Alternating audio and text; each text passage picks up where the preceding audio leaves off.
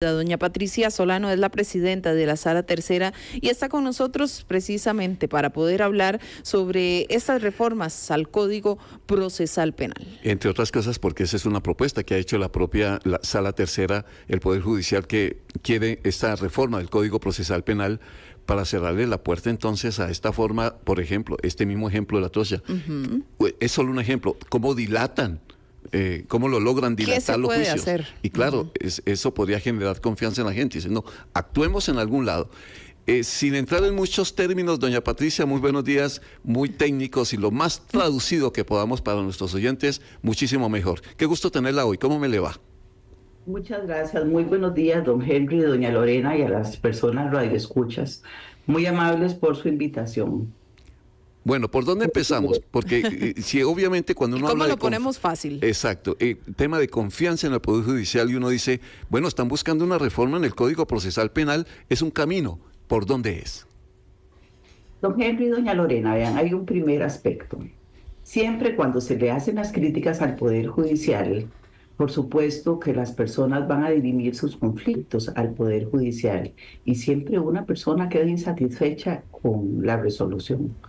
Entonces, siempre cuando partimos desde ese punto de vista, tenemos claro qué es lo que resuelve el Poder Judicial. Y vea, en muchas ocasiones aún, cuando las personas concilian, tampoco salen contentas porque no tuvieron satisfechas todas sus pretensiones. Entonces, ese es un primer punto de partida. En materia penal es una materia sumamente sensible porque se está discutiendo sobre la libertad, sobre uno de los derechos más preciados de los seres humanos. Entonces, cuando nosotros entramos a conocer que lo que se discute es un derecho de esta naturaleza, por supuesto que hay que resolver cuáles son la forma de dirimir el conflicto. Sí. Hay causas sumamente complejas en donde la cantidad de intervinientes son muy grandes y lograr conciliar esos procesos en muchas ocasiones es dificilísimo porque son muchos operadores. Sin embargo, nosotros desde el Poder Judicial hemos tratado de dar soluciones y pese a que hay siempre críticas, nosotros hacemos una autorreflexión de qué se puede mejorar. Figúrese que en el año 95 la cantidad de expedientes que se le distribuía a un juez de juicio eran 59 anuales. Sí. Por supuesto que daba una respuesta mucho más rápida. En el año 2024 ese promedio era de 189. Caramba. Obviamente la respuesta por cada uno de los operadores no puede ir en la misma tiempo porque es imposible que se dé. Pero aún así desde el Poder Judicial nos venimos ocupando en buscar soluciones porque es una de nuestras obligaciones de que la ciudadanía pueda y nosotros cumplir con nuestra obligación constitucional de una justicia más eficiente. Entonces en la Sala Tercera, conocedores de cuáles pueden ser las trabas que tiene el proceso penal, nos pusimos a examinar e hicimos una propuesta que va en tres ejes. Una es precisamente la modificación de cuál es la intervención de la persona defensora, sobre todo privada, dentro del proceso. Un segundo eje va en el sentido de que cuáles son las competencias que tiene un juez para poder celebrar un debate de manera unipersonal o colegiada. En este momento es cuando la pena en abstracto es de hasta 5 años, el tribunal se constituye de manera unipersonal. Sí. Sin embargo, nosotros hemos pensado y revisando el derecho comparado que en otros países siempre los juicios son unipersonales, con independencia de la pena que se pueda imponer. Incluso si usted analiza en penal juvenil, en estos casos no importa cuál es la pena y siempre lo resuelve un juez de manera unipersonal. En Uruguay, que siempre ha sido uno de los países de referencia, en Uruguay los juicios siempre son unipersonales. Entonces pensamos que con delitos con pena de hasta 10 años de prisión se pueden hacer en forma unipersonal. Esto tendría un efecto multiplicador, porque entonces en lugar de que sean 3 jueces los que entran a debate, serían un montón de causas, una sola persona juzgadora quien la puede celebrar. Y el otro eje que es sumamente importante y que ha generado durante muchos años discusión es la función que cumple la audiencia preliminar dentro del proceso. Sí. En el año 98 el legislador opta por un sistema procesal por audiencias. Claro, magistrada. De forma sencilla y para que las personas entiendan, hay una primera etapa de investigación en donde la policía y la fiscalía realizan los actos de si se trata de un delito, quiénes son las personas que participaron en el mismo, y al final de esa investigación toma un acto conclusivo. Claro, señora magistrada, ¿la puedo interrumpir? Sí, señor. ¿Me está escuchando ahí? Perfecto. Es que son varias preguntas. En efecto, eso de la audiencia preliminar es súper interesante que nos explique un poquito más allá si sirve o no. Esa audiencia preliminar para algunos si se logra recabar lo necesario. Exactamente, pero me gustaría mucho que del ejemplo que poníamos hace algunos momentos cuando los abogados logran dilatar estos procesos, poníamos el ejemplo de la trocha, pero son muchos. Digamos que el más mediático, para decirlo de alguna manera, fue el de la trocha. Pero en la reforma que ustedes están proponiendo a este Código Procesal Penal, esta dilación de un abogado, ¿cómo podrían aliviarla? Es decir, ¿qué pasa si un abogado, si el representante legal no llega al sitio, no puede asistir, o bien porque alegan que tiene la agenda llena, porque mil razones para lograr dilatar el proceso como tal? Ahí donde se va a presentar un cambio, para entenderlo bien. Exacto, freno, exactamente, o tiempo límite, o yo no sé. Por ejemplo, cuando usted analiza el Código Procesal B, que desde un primer momento, cuando una persona es acusada, ¿qué le dicen? Usted tiene el derecho de nombrar un defensor de su confianza. No puede nombrarlo, se le nombra un defensor público. Entonces, la defensa en un proceso penal es un derecho fundamental, pero ningún derecho fundamental es absoluto. Entonces, ¿qué decimos? Y en este momento que ustedes hacen alusión a la trocha, es un caso actual. La trocha estaba prevista para iniciar el 14 de febrero. Y vea por el tiempo que vamos y no ha podido iniciar. Exacto. Porque uno de los defensores está también en el caso Fénix. Y esta es la tercera vez que se señala la trocha. Un caso que viene de 13 años atrás y durante 6 años hemos tratado de que vaya a debate y no ha sido posible, porque son muchos operadores y entonces conciliar esas agendas es sumamente difícil. Entonces, ¿qué proponemos? Es cierto, la persona imputada tiene todo el derecho de elegir el defensor de su confianza, pero resulta que la justicia no puede estar supeditada a la agenda de los defensores. Claro. Usted no puede asistir a este debate porque tiene otro compromiso. Muy bien. Entonces se le dice a la persona imputada, usted tiene tal plazo para que usted nombre otro defensor de su confianza. No lo puede nombrar, se le nombra un defensor público para que asista. Y el resto de las personas y la justicia, tenemos a los jueces, tenemos las salas de juicios, están los fiscales, está todo el sistema, y el juicio no se puede celebrar por una persona defensora que está en otro proceso. Muy bien, eso nosotros no podemos seguir permitiendo que esto suceda. Y entonces, si este juicio en este momento se suspende, ¿qué pasa? 2 años más para poder conciliar las agendas de una gran cantidad de operadores. Entonces, preocupados y ocupados con una situación de esta naturaleza. Y finalmente, ¿quiénes respondemos? Poder Judicial. Porque la ciudadanía no dice, no, es que no lo señalaron, es porque se atrasan por diferentes motivos. No. Entonces, en este caso, y obsérvese, para esta reforma no es para todos los casos.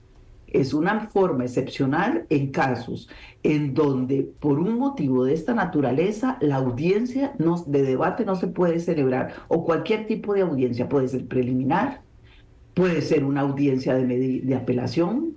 Y entonces se le dice, muy bien, defensor, sobre todo que la gran polémica, esto ha generado con las personas defensoras particulares una gran polémica porque aducen que se les está coartando su derecho al trabajo, que se les está coartando el derecho a la persona acusada para que pueda continuar con la defensa de su gusto. Doña Patricia. Sin embargo, reitero, ningún derecho es absoluto. Claro. Perdón, ¿y esto ya se puede aplicar? Ya, por ejemplo, en este caso de la trocha, ¿se le podría decir eso al imputado y a los defensores? ¿O No, doña todavía no? Lorena, esta es Entonces, una propuesta, todavía, ok.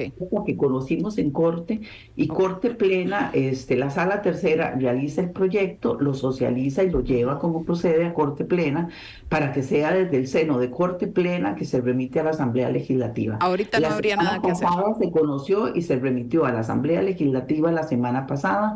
Ya en Asamblea Legislativa lo están analizando. ¿Nosotros qué esperamos? Un trámite rápido.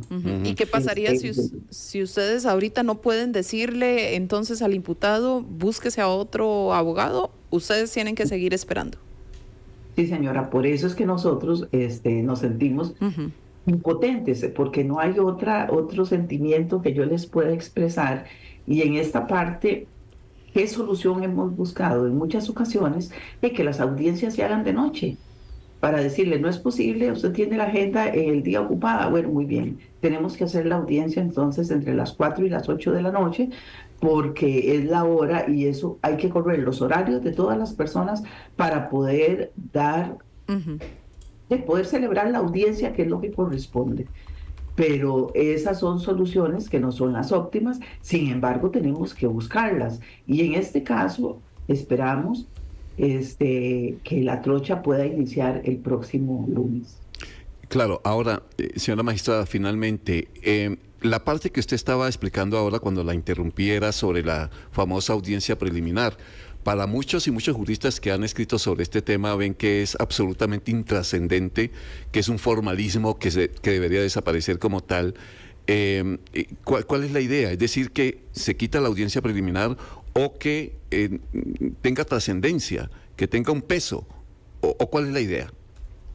La audiencia preliminar dentro del proceso penal, por eso dentro de las fases investigación, en la audiencia preliminar siempre estuvo diseñada como un momento procesal en el cual el juez dice, esto va a juicio, esto se busca una solución distinta. ¿Qué ha sucedido? Que en un inicio no se aplicaban medidas alternas en juicio, solo en audiencia preliminar.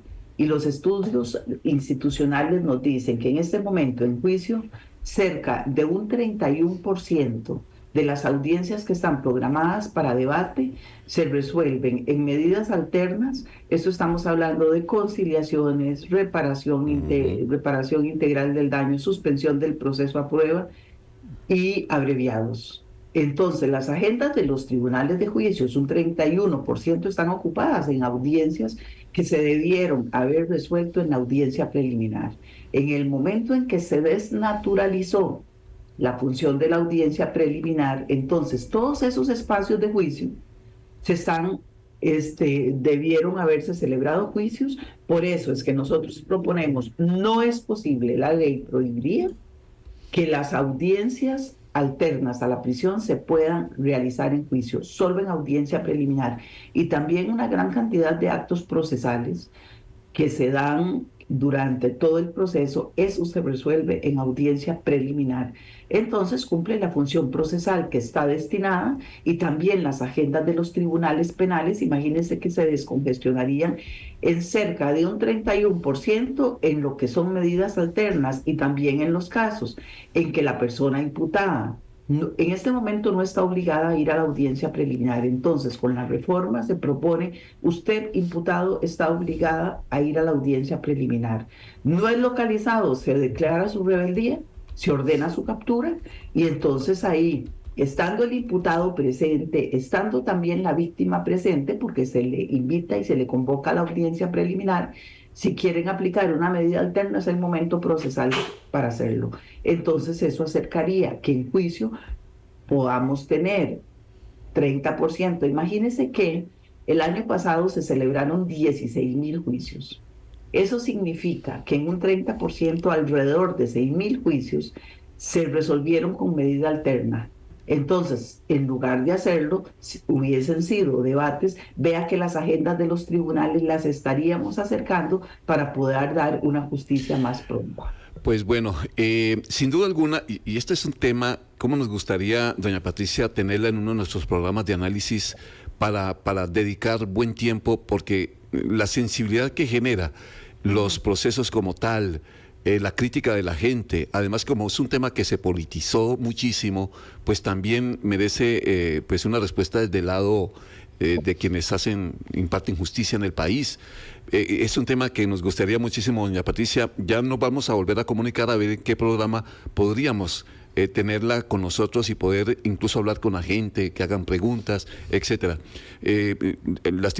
Lastimosamente el tiempo en radio es así en las ediciones de la mañana, pero por lo menos haber escuchado de parte suya cuáles son las ideas generales de lo que se quiere con esta reforma al Código Procesal Penal. Doña Patricia, le agradecemos mucho que nos haya atendido esta mañana. La agradecida soy yo, desde la Sala Tercera y desde el Poder Judicial quedamos a su disposición y en lo que les podamos servir y aclarar las dudas de las personas, con todo gusto, porque es parte de nuestra labor. Y en esto estamos ocupados, en que podamos tener una justicia más ágil, una justicia más rápida, una justicia más cercana a las personas.